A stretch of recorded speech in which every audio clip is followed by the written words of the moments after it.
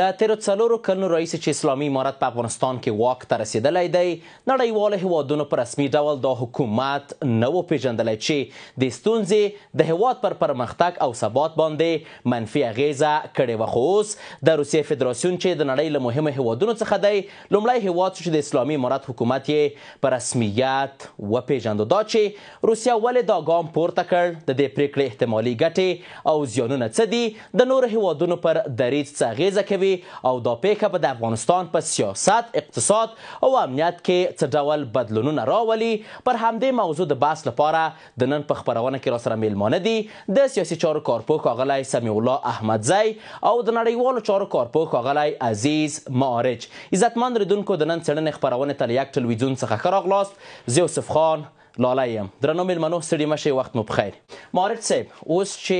روسیې د افغانستان اسلامي امارت په رسمیت پیژندلی دی، څه فکر کوئ دویم هیواد به کوم هیواد وي؟ تاجکستان، ازبکستان، چین او کوم بل هیواد؟ مننه. زم تاسو افریقایان کرام ته قدرمن مېلمه او ستاسو ته لیدونکو اورېدونکو سلامونه احترامات وړاندې کوم. ګویا دا اټکل موږ نسو کولی چې کوم بل هیواد دا اقدام وکړي او په کوم شرایطو به وکړي او څه وخت به یې وکړي. وانګېرنې مختلفې دي. کېدای شي د روسیه، چین یو زبرځواک په ګاونډ کې یا په سیمه کې هیواد ده، خامخا متحدین لري په مختلفو حرکتو کې یا تنظیمو کې یا اعلامیو کې سره نور هیوادو کې سره ګټې لري. دا بیا وروستی خبر ده، په دې باندې قضاوت کوو. خو په اوسني حالت کې د روسیې لخوا نه امارت اسلامي په رسمیت پېژندل دا ښه لاسته راوړنه ده، ښه فرصت ده. ځکه افغانستان اوسني حالت کې په انزوا حالت کې و.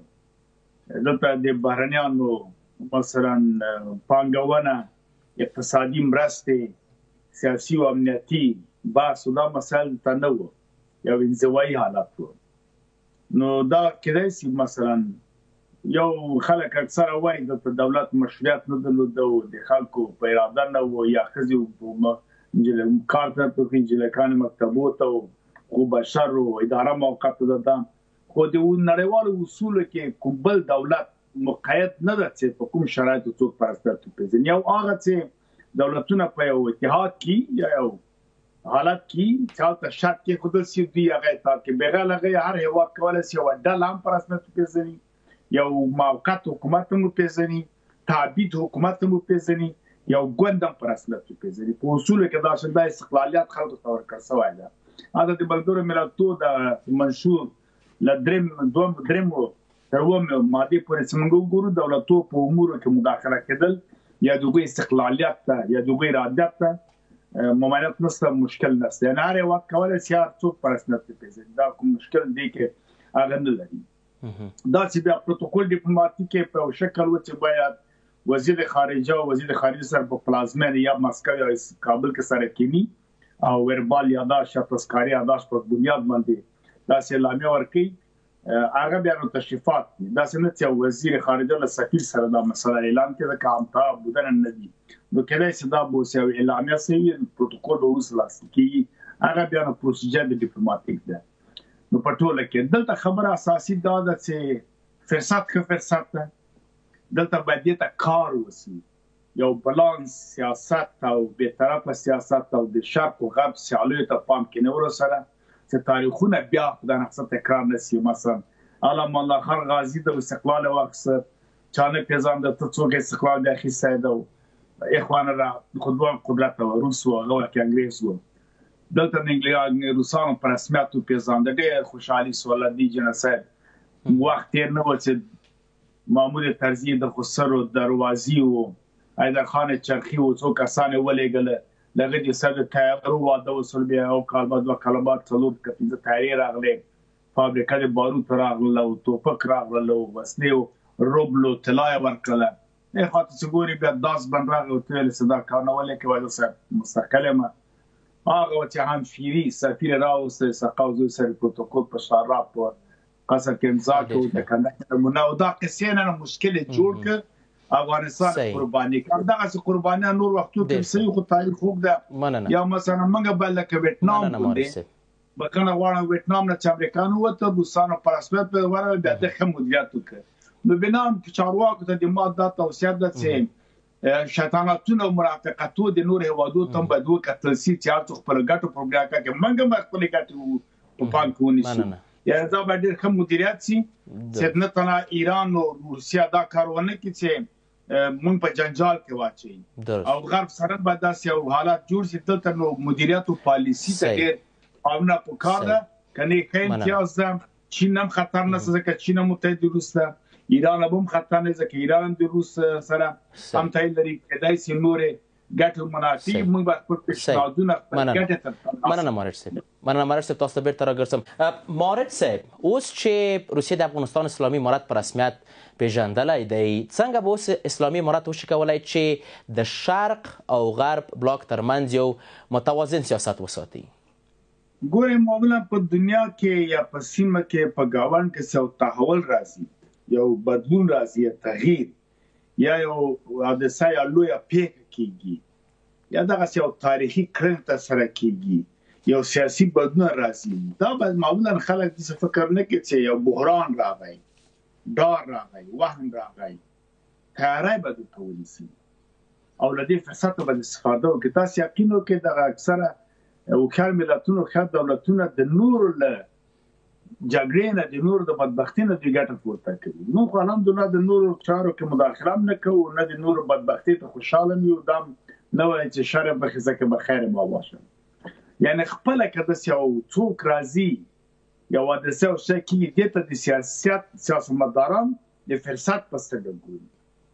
دې ته تیاری نیسي او له دې نه ګټه پورته کوي د خپل ملي ګټو ملي ارزښتونو ملي ویاړونو پر بنیاد باندې تیاری ورته نیسي اوس یو زبرځواک د نړۍ یو بلاک شرق راغی یو غټ امتیاز قایل څه د نړۍ د ټولو 192 هیوادو خلاف یو کار وکړ په رسمیت وپېژاند د امارت اسلامي په هر حالت قبول کړ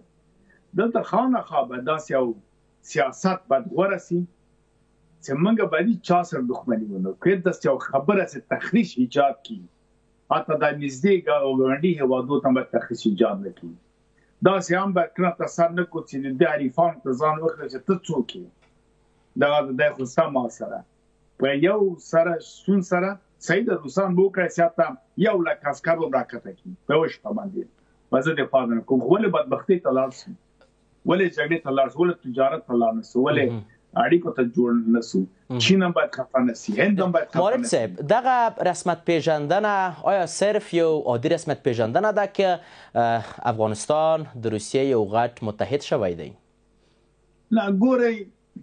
موږ باید داسې هغه ونه کړو داسې فکر ونه کړو چې هر څه حل شوله او دې نه باید نه ډار شو چې باید ځینې خبرې چې موږ پیشبین وسو دا فکر نه کړو چې نه دا تخریبي خبرې دي او دا ډار ده او دا نه ټول آباد باید وسنجو یعنی دا هم باید فکر وکړو چې د غربي نړۍ کوم چال نه وي چې روسیه راکش نه کړي دې خوا ته ثبات ولا دې خوا ورته مرکزي اسیا کې مشکل جوړ کړي بیا ورته وایي چې دغه صاحب دا خو تا دا کار کړی و یا کېدای شي خپله غربي نړۍ ځان ته زمینه مساعده کړي چې کوم معامله یا کوم مشکل جوړ کړي بیا خپل متحدین او ناتو خپل وګړو ته وایي چې خو د روس دا کار کړی زه مجبوره شوم یعنی فکر کوئ چې اوس مهال هم افغانستان د غرب لپاره او د امریکا لپاره اولویت دی دا خو ګورئ 50 کاله دا حقیقت ته 50 کاله د داود خان د اشتباه نه شروع د کمونستان له خیانتو او د هغه مجاهدینو په نوم ټیکهداران خاین چې وجات خو پاک کلمه ده او مجاهد خو واقعي د خاور لاندې دی یا کور کې کچالو نه لري دا ټیکهداران دا مفسدین غله منافقین چې وو دوی له لاسه خو دغه 50 کال افغانستان د دوی د سړو د ګرم جګړو ډګر وو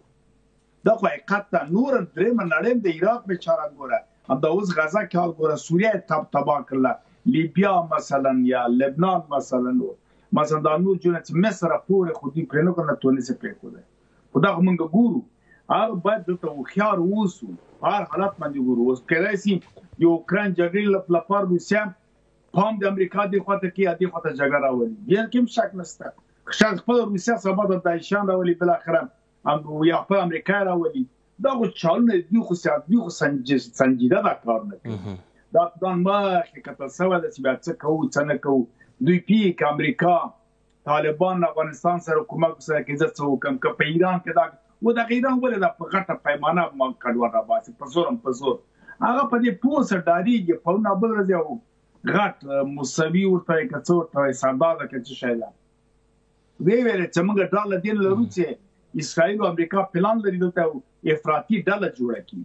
او افغان کډوال د لپاره ډېر ښه اپشن ده ډېر انتخاب بسیار خوبی است ځکه چې مجبور دي غریب خلک $200 باندې $50 باندې تحریم کوي تنظیم ته وځي ډزم کوي او بمم دی ورته په ایران کې ثبات ډېر مننه دغه لپاره به هر څه د فکر وکړو اما آخري خبره مهرباني دارو بجرأتي ونکو یو مستقل هیواد په توګه باندې یو تاریخي هیواد په توګه باندې راځي شرق راځي که غرب راځي هر څوک راځي معاملې وکړو خپل سیاست تشکیل کو دغه ورتیا به پیدا کو کینو کارسان سره کمیټې جوړې کو پلان جوړ کو راس په راس په مخ لاس دین ولرس چې ولا دا خراغه ما وਹੀ وغه د څه کوي ولې تر څو وخت پورې مکینو دا نور وادون دا غوړنی وادونه په ترقی کې روان دي موږ همیشه دې کینو چې فلانه څه کې فلانه موږ باید پاسه دینو څو نو بنا اسلامي نه غواړو چې په جرأت کارو کې اصلاحات هم راولي اداره کې مستاف راولي راځه وظیفه کوي کې نړیوال فکر کوي دا مسایل ته ډېر مننه مارش صاحب د خبرونه په وروستیو شیبو کې یو اوس څه په کار دی باید څه ترسره شي د افغانستان اسلامي امارت باید کومه پالیسي د لاس لاندې ولري ګوره په داخل کې لازمه ده دا وایي چې راځي د تصدر کې د لړۍ خو پیل شول او د خپل دوی ادرس را پیل شول که ایران دا کار کړی وای یا کابل متحد یا روسیه دا کار کړی وای شاید دغه لیول یا د کچه به ټیټه وای دا ډېر په پاس کچه باندې لاړله ډېر ښه کار وسه لړۍ پیل شوله آیا اوس دا په موږ اړه لري کله کله یو فرصت یو امتیاز او څه راځي د دروازه ډبوي که در خلاصه کړه خو ګټه دې پورته کړله چې بیا د خلاصه کړه څه ورته کوي هغه بیا نو په درایدو کفایت د سړي و استدام د اړه لري او که بیا ویده وي نو خو هغه بیا ځي بله دروازه ډبوي نو اوس موږ د ده نه په همدې پورې همدې ته خوشحالېږو چې زه بیرغ ورپېده مثلا